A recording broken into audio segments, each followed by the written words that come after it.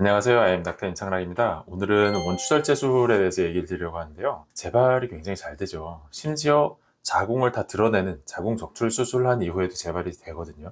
그런 분들이 꽤 많이 오세요. 그게 왜 그런지, 재발은 왜 되는 거며, 오늘 케이스 하나를 설명을 드릴 텐데 그 케이스를 통해서 재발에 대해서 좀 경각심을 가지시는 게 좋지 않을까? 이런 생각 때문에 제가 원추절제술에 대해서 설명드리려고 오늘 영상 한번 준비해 봤습니다.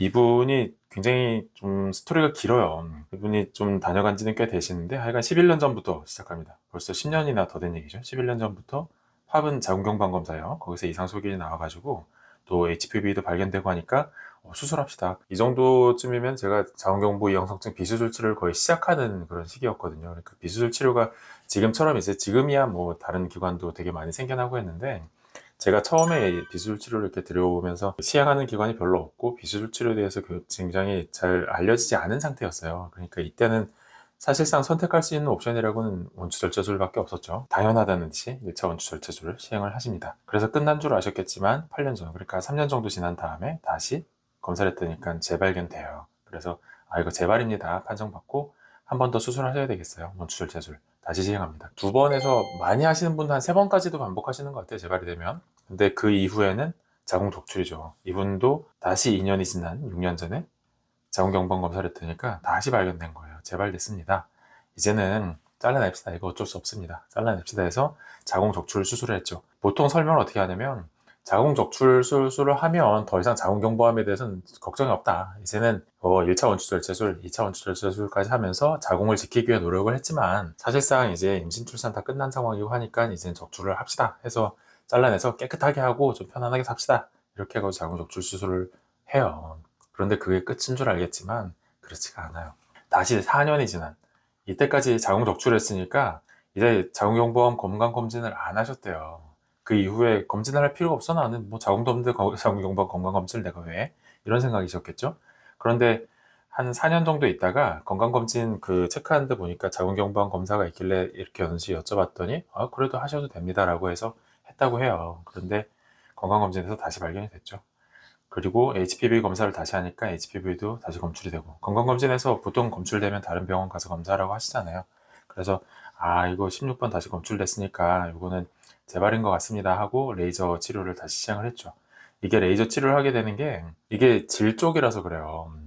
이게 이제 자궁 보형이잖아요. 그러니까 자궁 경부면 여기를 말하죠. 자궁에 들어간 입구 여기 부분에 이형성 세포가 생기면은 그거를 뭐 자궁 경부가 이렇게 있다고 치면 이형성 세포가 있으니까 이거로 원추 모형을 잘라냅시다. 이렇게 하는 게 원추 절제술이잖아요. 그런데 하다 안 되니까 이제 그 자궁 전체를 다 드러냈단 말이죠. 이만큼을 다 없애버리고 이제 질 쪽만 남은 상태이신 거죠.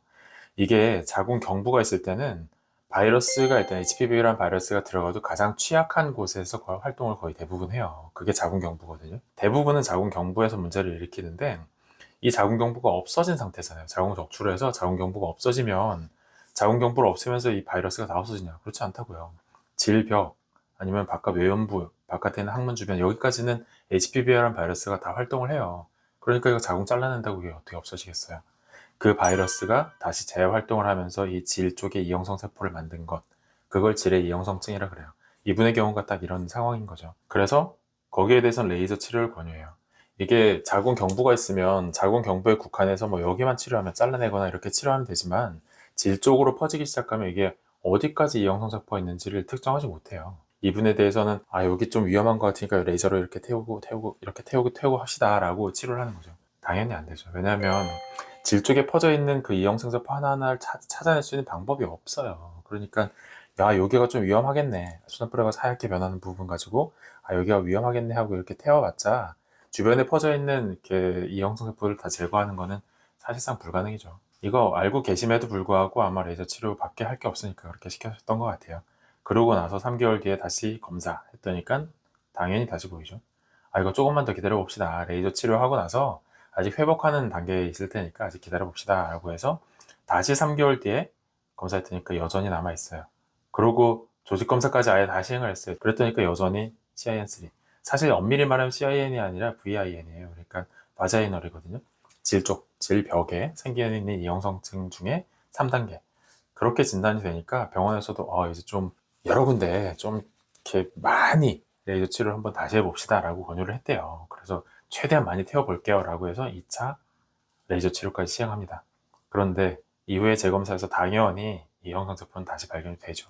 그러니까 이제 권유하는 건 RTX. RTX는 방사선 치료거든요. 그래서 방사선 치료가 원래 암 환자들한테 하는 거거든요. 자궁경부암 환자인데 이게 수술이 불가능하거나 아니면 수술 후에도 좀 남아있다거나 하는 병변이 의심되면 그걸 없애려고 방사선이라는 가장 강력한 에너지를 쏘이면서 태워 없애겠다 이거거든요. 주변 조직도 굉장히 손상이 많이 되고요. 그거 감안하고서라도 없애야 되는 게 암세포라서 위험을 감수하고 하는 치료인데 2개월 이형 성세포가 있는 분한테 권유하기는 조금 이제 무리수죠. 그런데 이렇게 권유할 수밖에 없는 게 이거밖에 없어요. 사실 치료할 수 있는 게 양방병원에서 할 수 있는 게 더 이상 없어요. 그러니까 저희 병원에 오시는 자궁 적출 후에 재발돼서 오시는 분들은 지금처럼 뭐 레이저를 하고 오시는 분도 있지만 레이저 듣자마자 아 이거 아닌데 라고 생각하고 오시는 분들도 꽤 돼요. 양방 쪽에서 할 수 있는 방법이 없으니까 찾다 이제 저희 병원까지 오시는 분들이 좀 있어서 저희 병원에 오는 자궁경부 이형성성 환자분들 중에 자궁 적출하고도 오시는 분들 비중이 그래도 다른 데보다 굉장히 높은 편이에요. 그런 분들한테 이제 비수술 치료를 시키죠. 이형성세포 없애려고 질 안쪽에다 약을 계속 바르는 것들 시키고 바이러스 활성 감소시키는 약들 많이 복약시키고 하면서 비수술 치료해서 이분 결국에는 뭐 자궁경부암 검사에서 저희가 정상소견 확인을 했고 지금은 계속 추적 관찰 중이에요. 왜냐면 자궁경부암 검사에서 한 번 없다고 나온다고 이거 없어진 거겠어요? 몇 번 계속 반복해가지고 바이러스 활성도 아예 없습니다 해서 진짜로 안 보일 때까지 계속해서 검사를 해가지고 이거 이제 안전하다라고 하려면 몇 번씩이나 반복해서 검사를 계속 해야 돼요. 그러니까 아직은 추적 검사 중입니다. 그래서 이분의 상황을 보면 많은 흔한 케이스는 아니에요. 레이저 치료를 계속 반복해서 하고 뭐 방사선까지 권유를 받고 이런 건 흔치 않거든요. 왼쪽 사진 있잖아요. 이 왼쪽 사진 이게 이분이 처음 올 때 상태예요. 지금 이 바깥은 외부 피부거든요. 여기 길이가 엄청 짧아졌어요. 그러니까 일단 자궁 적출할 때도 좀 많이 잘라내는 상황이었던 것 같고 그리고 지금 모양 보세요. 완전히 다 울퉁불퉁 찌글찌글. 지금 오른쪽은 제가 참고 삼아 저희 병원에 오시는 이제 원추절 제술하고 재발돼서 오시는 분들이 꽤 되니까 그런 분들의 이제 경부 사진인데 여기서부터 질 쪽 길이가 일단은 꽤 길죠. 그러니까 남아있는 조직도 일단은 뭐 꽤 되는 상황인데다가 왜냐면 자궁 경부만 조금 잘라냈으니까 그 자궁 경부를 보면 원래는 정상적인 자궁 경부는 이렇게 볼록하게 솟아나와 있거든요. 동그랗게 솟아나와 있는데 지금 그게 좀 이렇게 플랫하죠.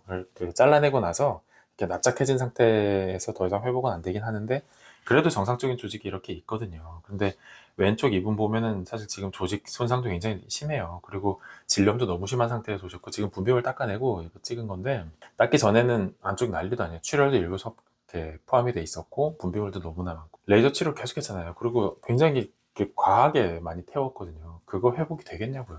회복 잘 안 되고 질염 걸렸다가 다시 회복 뭐 안 되다가 이렇게 지지부진하게 그렇게 만성적으로 남은 상태로 오신 상황이에요.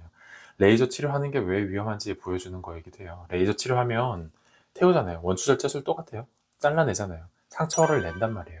그렇게 상처를 내고 나면 상처난 부위로 바이러스가 더 침투해 들어갈 수밖에 없는 그러니까 HPV의 활성을 높일 수밖에 없는 상황이라서 재발이 잘 되는 거거든요. 최대한 점막을 보존한 상태에서 치료를 하는 것을 일단 1번으로 선택해야 돼요.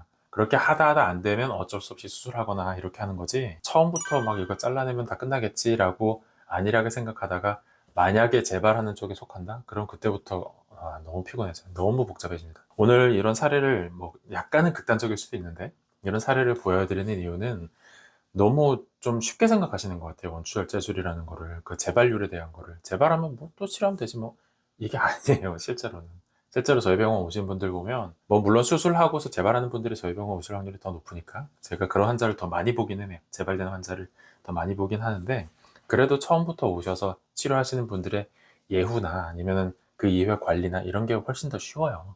그러니까 침습적인 최소한 좀 이렇게 잘라내고 상처내고 하는 그런 치료들은 좀 신중하게 선택할 필요가 있다. 이 말씀 드리려고 오늘 영상 준비해 봤습니다. 자, 오늘 드리는 설명이 도움이 되었다고 생각하신다면 구독과 좋아요 부탁드릴게요.